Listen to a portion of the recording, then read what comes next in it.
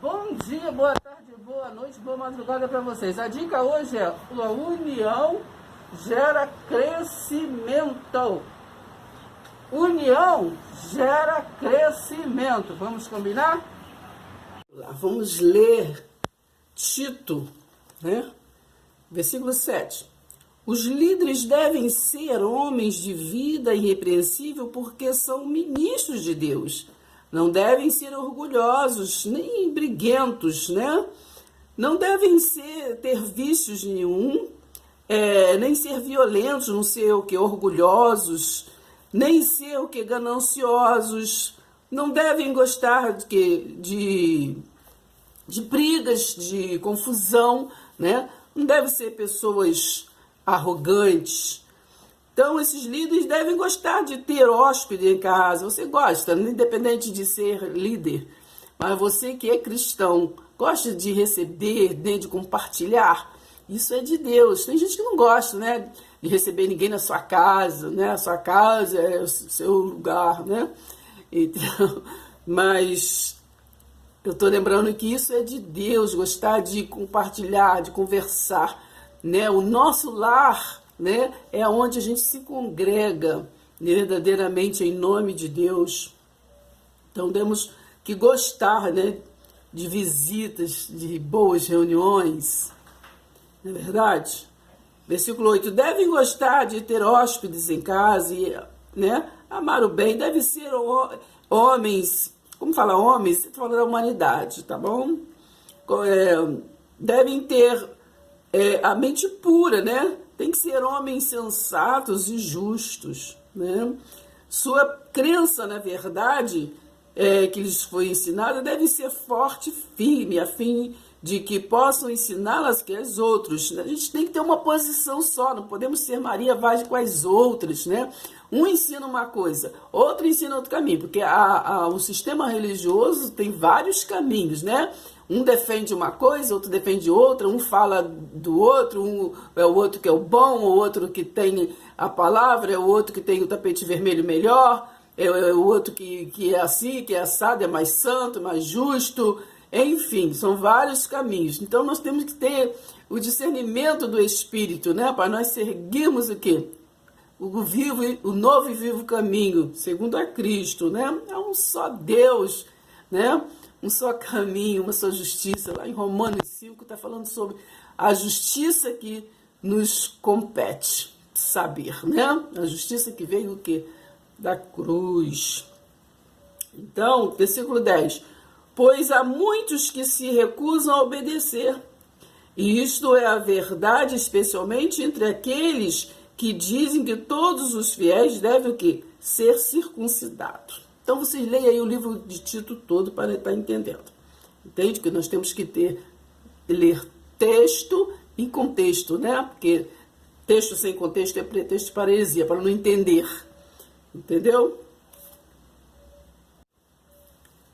Então, versículo 10 diz, pois há muitos que se recusam a obedecer, isto é verdade, especialmente entre aqueles que se dizem que todos os fiéis devem ser circuncidados. Estamos lendo Tito 1, versículo 10.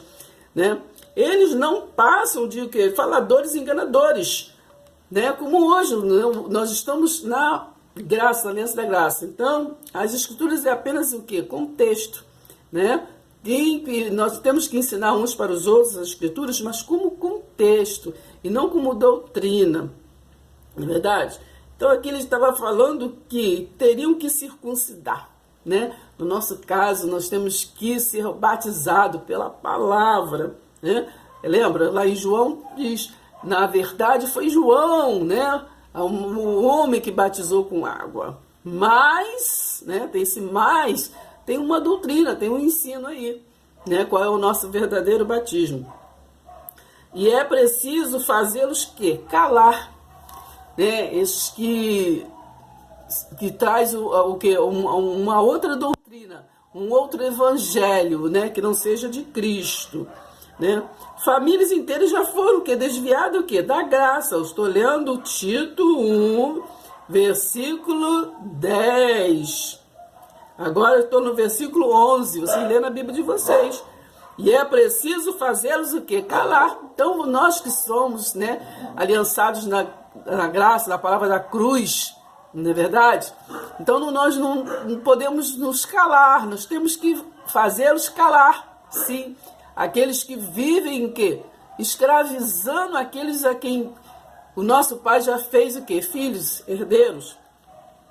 Então, é preciso fazê-los calar. Famílias inteiras já foram desviadas o quê? Da graça. Foi da lei? Não, da graça de Deus.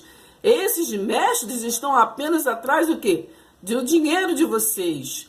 Um deles, um profeta nascido em Creta, disse a respeito deles: estes homens de Creta são todos o quê? Mentirosos. São como animais o quê? Preguiçosos e só vivem para encher o que é a barriga. E isso é uma verdade. Portanto, fale aos fiéis, daí tão severamente quanto necessário para fazê-los o que? Fortes o que? Na fé. Tito 1, versículo 15. Uma pessoa pura de coração vê virtude e pureza em tudo, mas uma pessoa cujo coração é maligno e descrente acha maldade em tudo, pois sua mente impura e sua consciência rebelde estão o quê? Corrompidas. Tais pessoas alegam que conhecem a Deus, mas seus atos, as suas atitudes, nega isso, né? São corruptas e desobedientes, imprestáveis para fazer qualquer coisa boa. Tito 2. Mas quanto a você, defende a vida decente que acompanha o verdadeiro cristianismo. Ensine a humanidade, né, mais velha, né, porque elas têm cabeça dura, não é verdade? Querem viver nos costumes. Ensine a eles a serem moderados, né, porque o sistema da lei é assim, né? Então tem que ser assim, tem que ser assado, né? Eu gosto de estar impondo, mas o verdadeiro cristianismo ensina os homens e mais velhos a serem moderados e dignos de respeito. Então, quem quer respeito tem que respeitar, não é verdade? Eles devem ser porque sensatos, devem conhecer e crer na verdade, né? Porque conhecem a graça, mas pregam a lei. Então não conhecem, não são convertidos à graça. Então devem conhecer e crer na verdade e fazer todas as coisas com amor e perseverança. Aí eu falo assim, não, mas eu pego a lei, mas eu sou da graça. Como assim? Não existe o quê? Duas palavras, dois senhores. Não existe, né?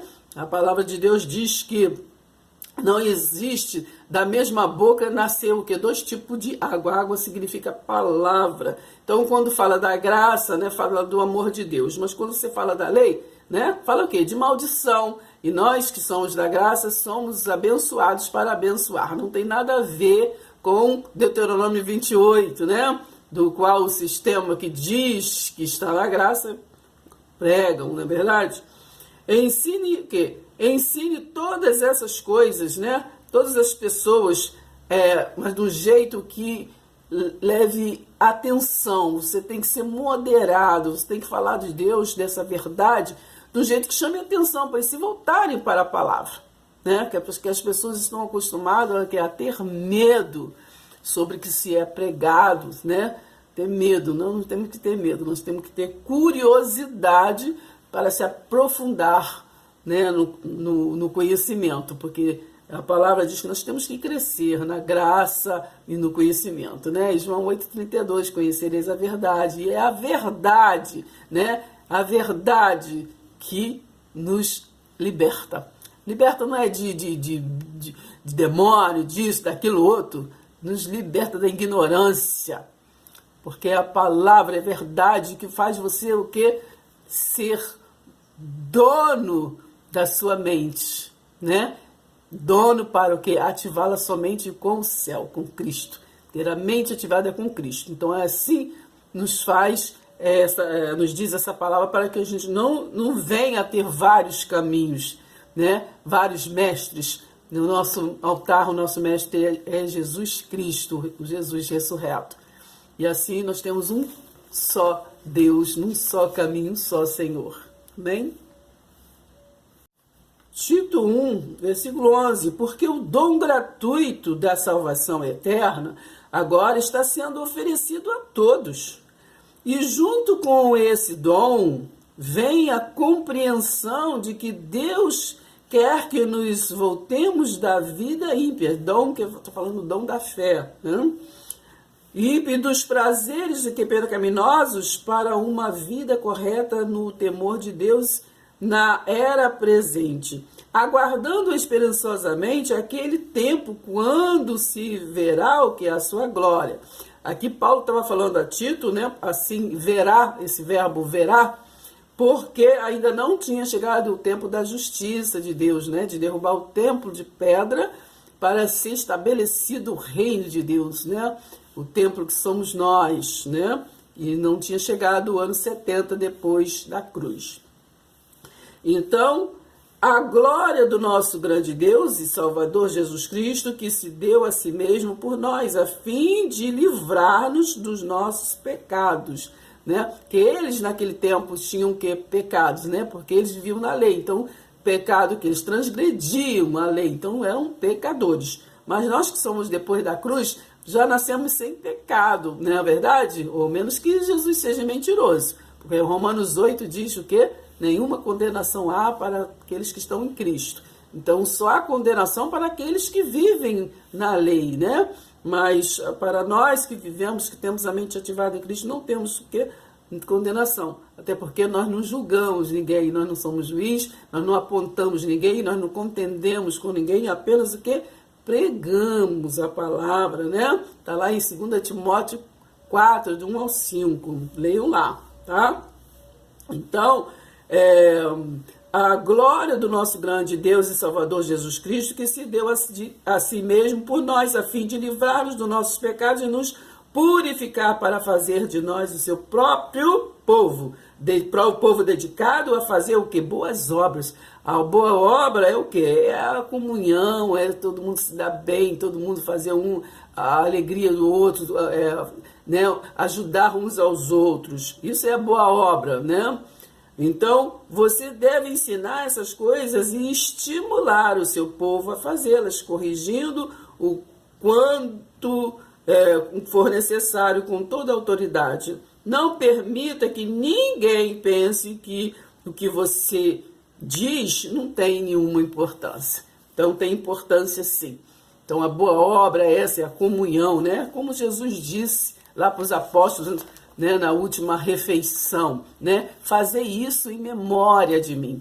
Né? Ele estava falando, fazei isso aqui, ó, reunião, sentar na mesa, né? Hoje as famílias não sentam mais na mesa, sentam na mesa, conversam, né? Repartam, compartilhem. Não era ritual que Jesus estava falando, Jesus estava falando disso, daquela comunhão, né? Claro, todos em nome de Cristo.